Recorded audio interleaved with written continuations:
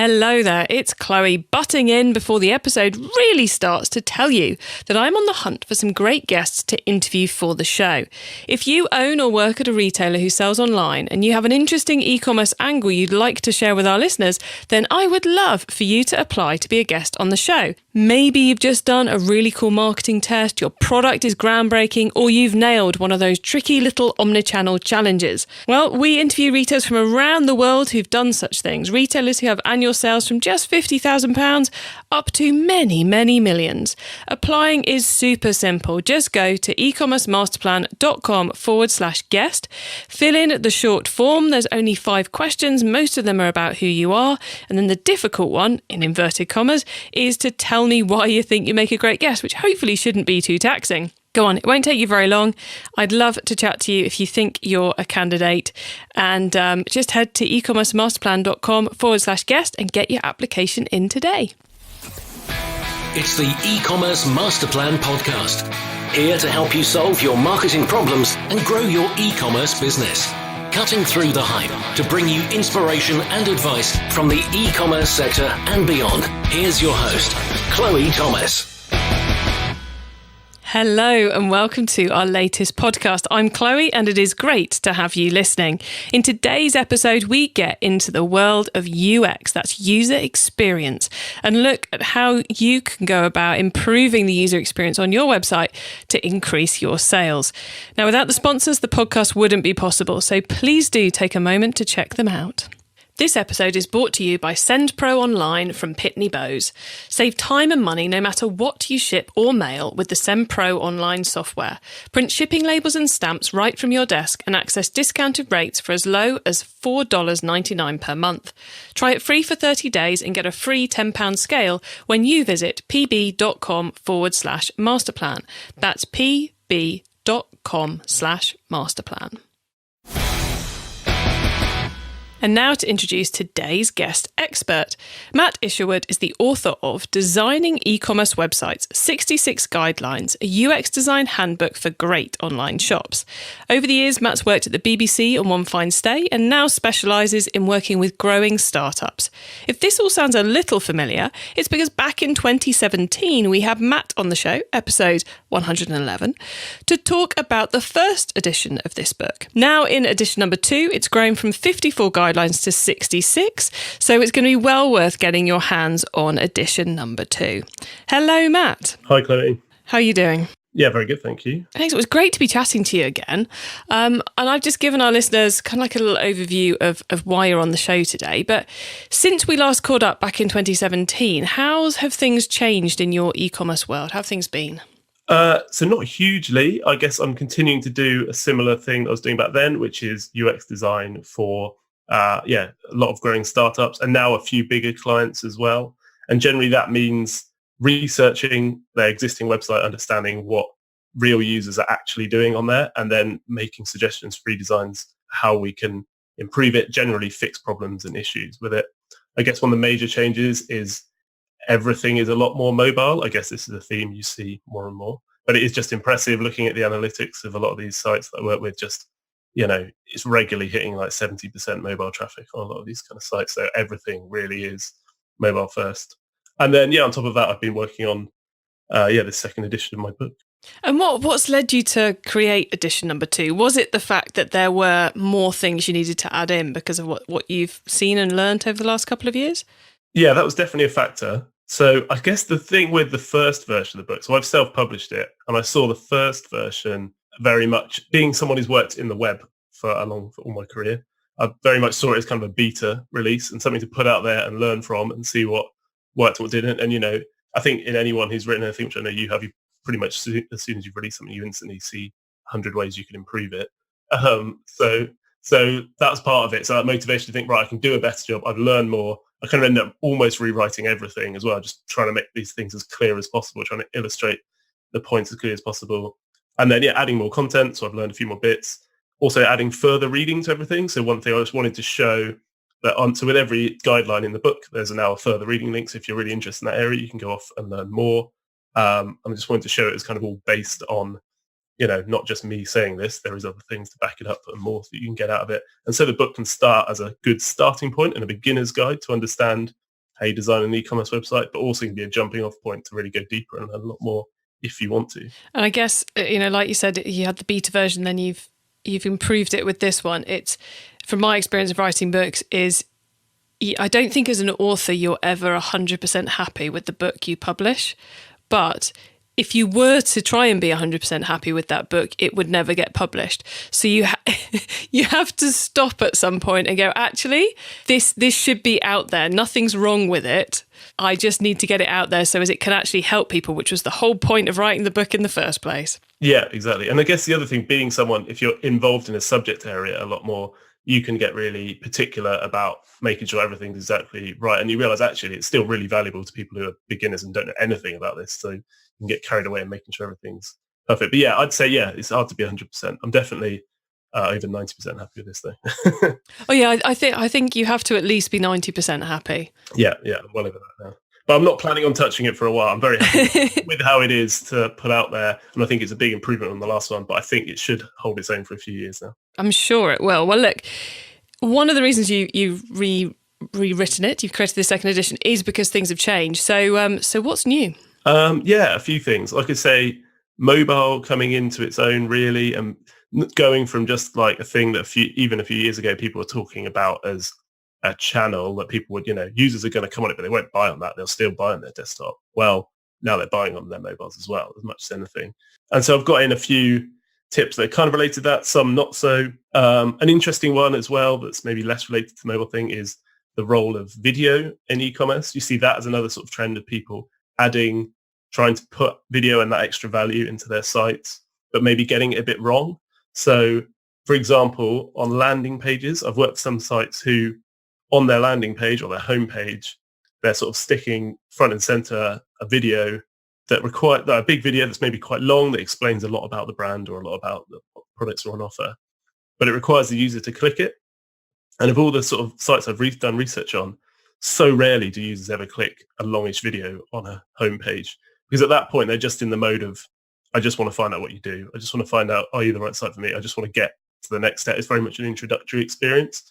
And so video that works well on a home page, but the sites I've seen pull it off well, just use those kind of 10, 15 second ones that are just looping, auto-playing, quickly giving the user a sense of something. And maybe if they can, if you can explain a product that quickly, that's great. But it's really about setting the scene at that stage. The time to use more detailed video is in product details pages, where people will click and will, or tap, and will learn a bit more, because at that point they're a bit more bought in, a bit more engaged into the product they're interested in and want to actually learn about how it works and all of its features. That kind of side of video, because often if I've got someone who's thinking about doing video, I will suggest they don't try and create the perfect brand explainer video as their first attempt, because those are so hard to create. Whereas a quick video that explains your product is so much easier to create. And if what you're saying is where video has impact is in those easier to create videos that are actually about the product, then it's kind of a win-win, isn't it? You get to be a bit lazy on the video production side and do the easy stuff first, and it makes the best impact in terms of UX. Yeah, I think so. I think you're right. Because you can end up needing a big budget to do something that's really gloriously shows the vision you want. But when you're just showing how a product works, that has instant understandable value, especially if your product is in any way a bit fiddly and hard to show, through still images, and there's a benefit to showing it actually working. Like, video can really come into its own. And another little tip around video that a lot of people just don't do is they'll just have a play button on the video without telling people how long the video is. I think it's still really important just to make sure the timestamp is shown, because one of the fears people have about clicking something is it's any click on the web, as small as this might sound, but we all do it as users. Any click on a website, particularly a new website you've gone onto, is a commitment and a little bit of a leap into the dark. And so if you don't know how long it is, you might be clicking play on something that's 10 minutes and you're like, I'm not going to watch that. Whereas if you can see, it's only a 30-second or a minute long video, you should increase the chances of people actually clicking play. I love that extra little mini bonus tip there, but one which I suspect makes a huge impact. Yeah, really small thing, really easy to do as well. So you mentioned about how people are using video badly. Would you say, though, that video is one of the things that ought to be on our 2019 to-do lists, to at least investigate and see if there's a place for it? So I think it's in its early stages, but I think we're obviously now seeing generations of people who are super comfortable with video, social media, auto-playing videos and things, and the likes of Snapchat and Instagram, videos becoming a huge part of it. So it's there, it's part of the web landscape. It's going to be an important thing. It's just think about how it can actually add value and isn't too much of a kind of big sort of grand enterprise for yourself, just because a lot of these videos that people interact with every day are actually really practical and are just doing things that are, solving a need, not trying to be a Hollywood blockbuster or something. Well, yeah, and the tech does not need to be difficult either, does it? There's a very low barrier to entry these days to create video content. Yeah, we've pretty much all got great video cameras on our phones now, so yeah, it's all very possible. Before we just end up completely going into the world of video, I'm going to take you back to mobile, because I know a lot of the listeners are going, talk about mobile, please talk about mobile.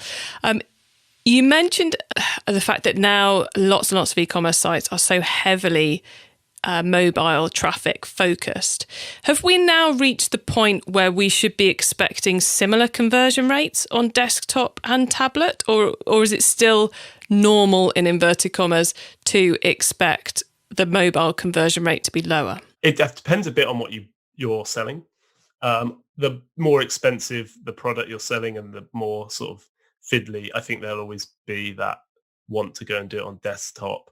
So if you're selling complex services or things like holidays or things where there's several bits of customization to do, and you only really need to buy it once, then I think you're going to always see the conversion rate be higher. And if you're selling things that for some reason are specific to desktop, like one thing I've been working with recently is a web hosting company, and so it's very much the e-commerce model, but it's something that people just do on their desktop. Maybe this might change in the future, but for now, that's how it is. Whereas if you're selling relatively cheap things, relatively commoditized things, anything around fashion, increasingly people are very comfortable with just like buying it quickly. So the cheaper you are, the more you would expect those conversion rates to be equal, if not potentially higher, because just you can make the checkout process even quicker on mobile now with the likes of, if you integrate with the likes of Apple Pay or Android Pay, checkout becomes painless. It's just a tap and you've got everything. So that's become more appealing than waiting to go onto a desktop.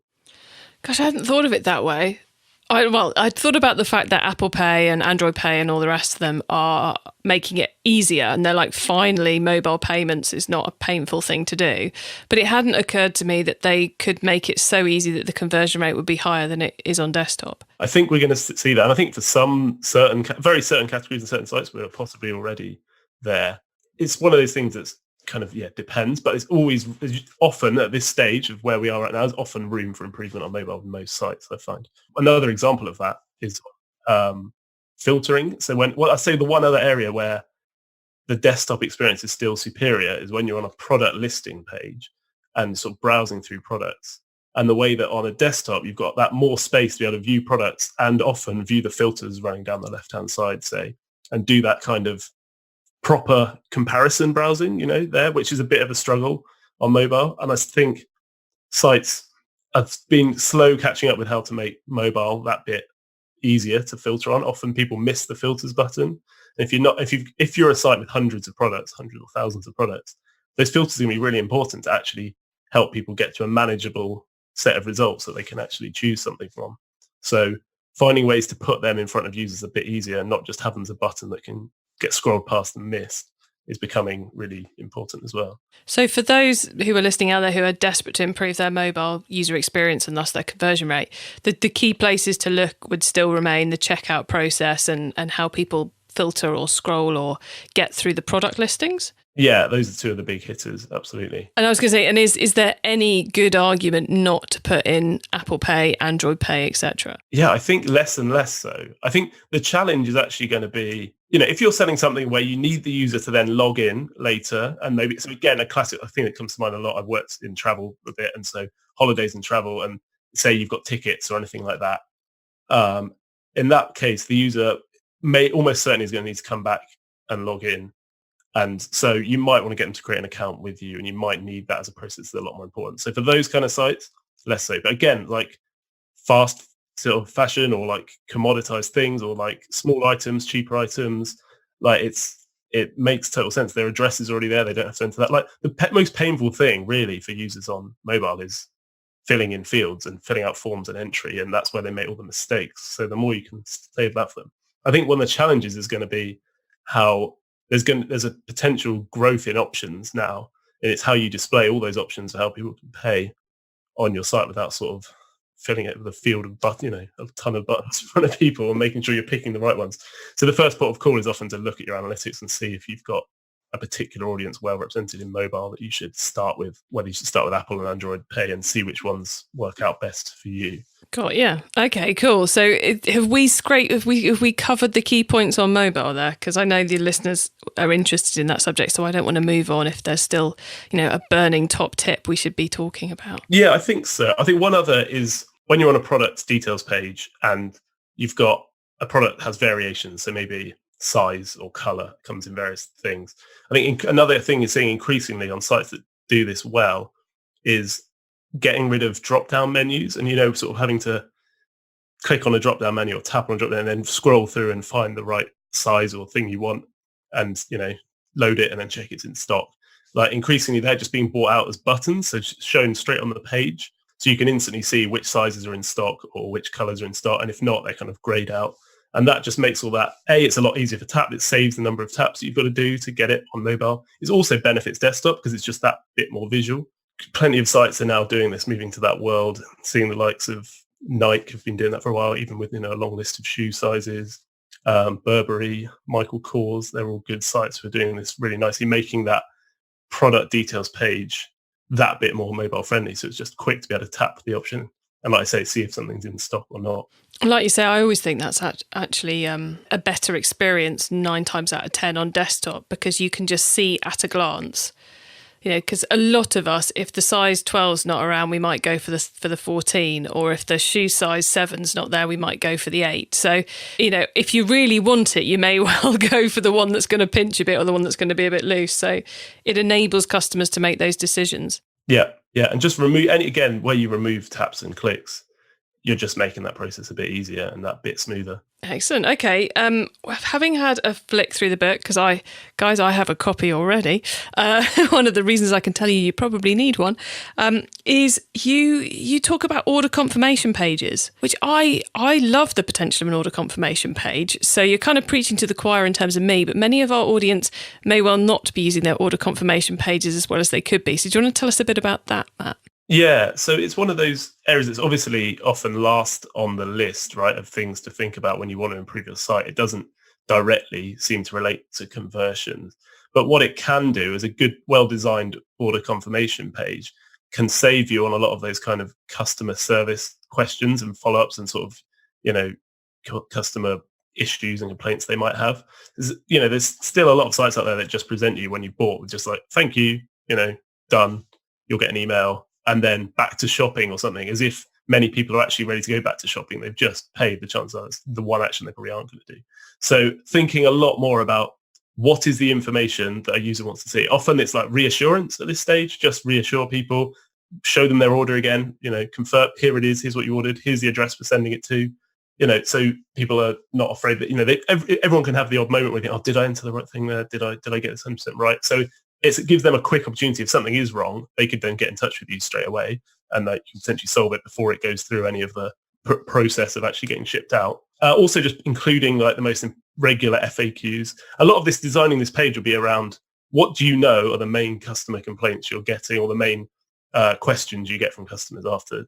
And there'll often be some like key FAQs you can surface on this page and make really clear so that you aren't preempting, not everyone's going to read them. There'll be some people who will always get in touch or won't read them. But at least by putting it there, and if you can design it in such a clear way that you're not just chucking loads of information on there, but checking the most relevant FAQs at that point, they should be able to self-serve and help themselves. And often users these days do want to just solve it themselves. They don't want to have to go on a call or something or have to write off a long email explaining everything they've done or whatever. So, where possible, try and think through how much in the future, your future self will thank you because you'll be able to save yourself a lot of time on those kind of hassles and complaints. Well, that's the thing, isn't it? It's kind of it gives you in two ways. One, it saves you the time and the money of your customer services team to deal with the questions and the ones that could be avoided and all the rest of it, because you can put the information right there for people and let them self-serve. But then also, because you're giving the customer a better experience, they're more likely to come back and order from you in the future. So it's kind of the starting point of order number 2. Yeah. Yeah, absolutely. So thinking about cancellation processes and returns processes, as standard things that people expect to have now. And if you've got them and you've bothered to kind of put together a good returns process, then people are going to love that and are going to be really happy to see that you're there. And yeah, you don't forget about the people who become your customers, because they are the ones who have converted with you already. They've done the hard step, which is becoming a customer once. You want to hang on to them. Most definitely. And Matt, another area which you cover in the book, which many people might not consider as part of UX, is the plethora of delivery options. We've got a whole load of payment options these days. We've also got an awful lot of different ways to get that product delivered to us. So have you got anything interesting you've picked up around that area? So I guess it's another area where I've seen growth in is around order collection and kind of picking up from store, either a branded store or, news agents or kind of corner shops, which is increasingly an option. I think it's one of those things that's arisen because possibly due to the over success of the likes of Amazon, people are at work, right? And they can't necessarily get things delivered to home. And also a lot of workplaces are now getting fed up with signing for tons of parcels and packages. So now you have to look to other options. And so a delivery to a local location is becoming a more and more useful thing for people. So just one of the things to think about there is where you first introduce that. I mean, you introduce the idea, you can tell people it's something they do, but where you actually get people to make that selection.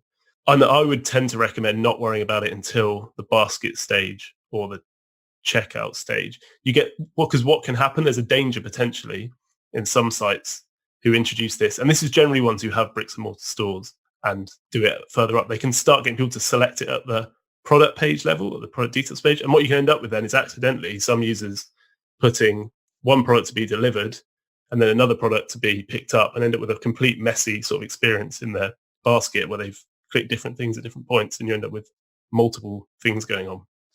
So where possible, just present that at the basket stage to give a sort of potentially a price estimate, and then go into the detail of where they're going to do it as they fill out the checkout. One thing that can be useful to have earlier on is like a stock checker, but you don't have to. That can just be literally checking stock on the product page level if you have a bricks and mortar store. But it doesn't have to actually allow them to do the selection at that stage. It's better to leave all the kind of fiddly stuff around the address or where you do it in one place, so they know they've got it right at one location. A site that do this really well is John Lewis in the UK. They seem to have put a lot of money into really redesigning their checkout flow and providing a really good delivery option, collection options. E-commerce Master Plan is supported by some of the greatest companies in the e-commerce sector. Here's a reminder of who they are.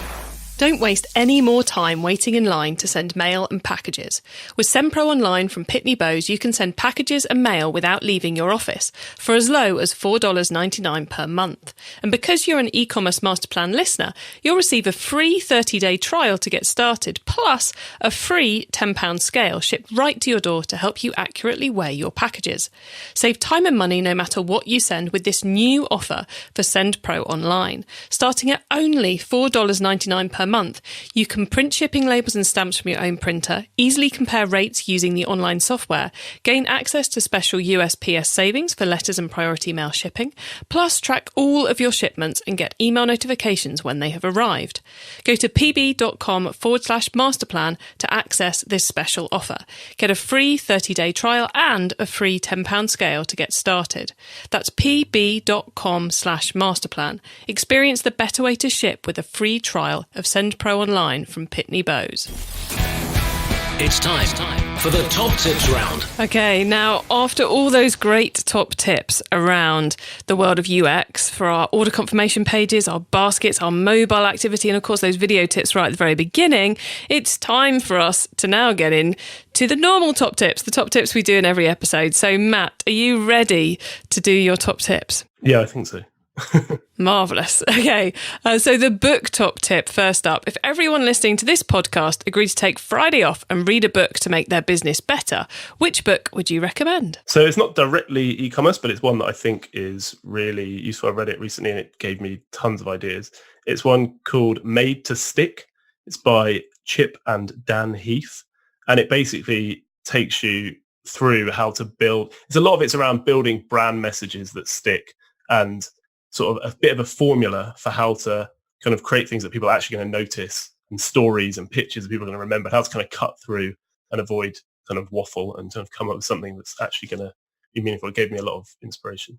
And it's like you cannot do UX if you don't have a copy of that book on your bookshelf, in my mind. Yeah, it definitely goes hand in hand. The two do complement each other well. Yeah, it's a fundamental bellwether book, I suppose. It should always be there, shouldn't it? Okay, the traffic top tip then. Which marketing method do you either prize above all others or think doesn't get the press it deserves?